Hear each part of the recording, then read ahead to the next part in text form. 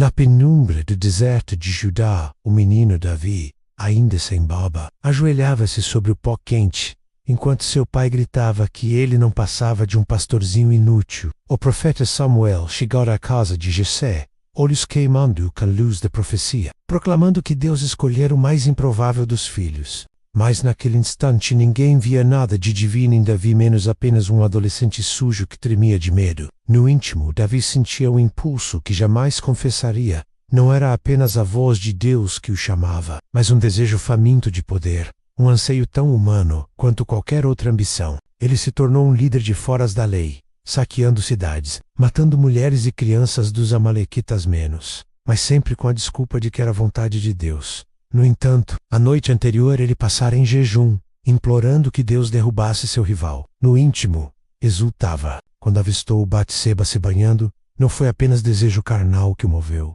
Foi o tédio de um rei que precisava sentir algo intenso outra vez. Muitos acreditam que chorou de arrependimento sincero. Outros dizem que chorou apenas porque, por um momento, teve medo de perder o poder. O castigo veio na forma da morte do filho recém-nascido, mas nem isso o dobrou completamente. Um homem que misturava devoção e vaidade, coragem e crueldade, música e massacre.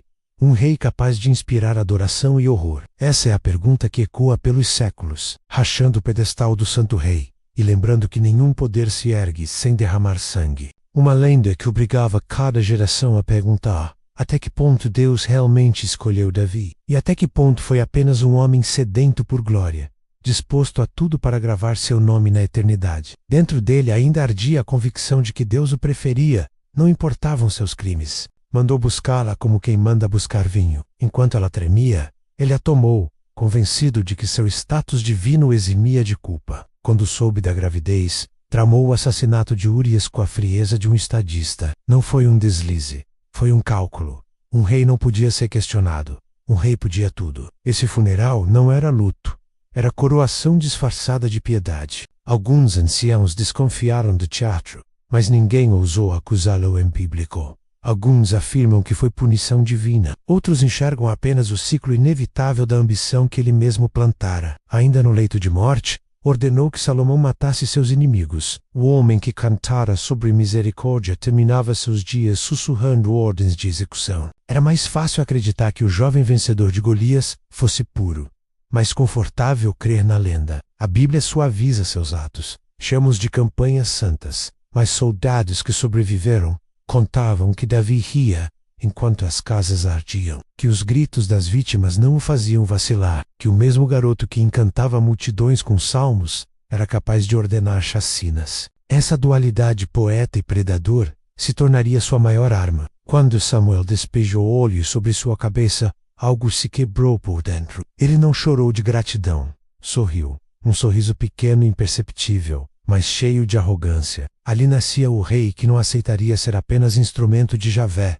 Ele seria autor do próprio destino. Meses depois, Davi caminhava entre soldados apavorados pelo gigante Golias. As lendas dizem que ele foi puro em coragem, mas ninguém conta como seu coração batia não só de terror, mas de excitação.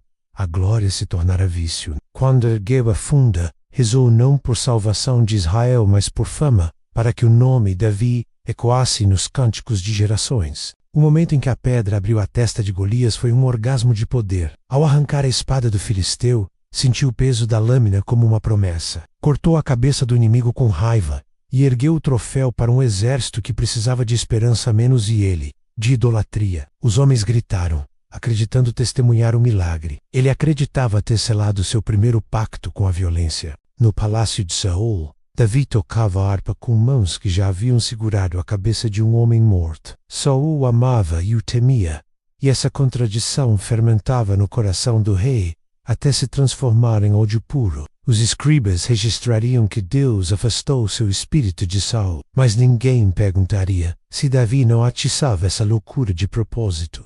À noite, deitado ao lado de Mical, filha de Saul, Davi confessava ao Tet que jamais se contentaria em ser vassalo. Quando Saul tentou cravá-lo na parede com uma lança, Davi fugiu, mas carregava no íntimo uma convicção monstruosa.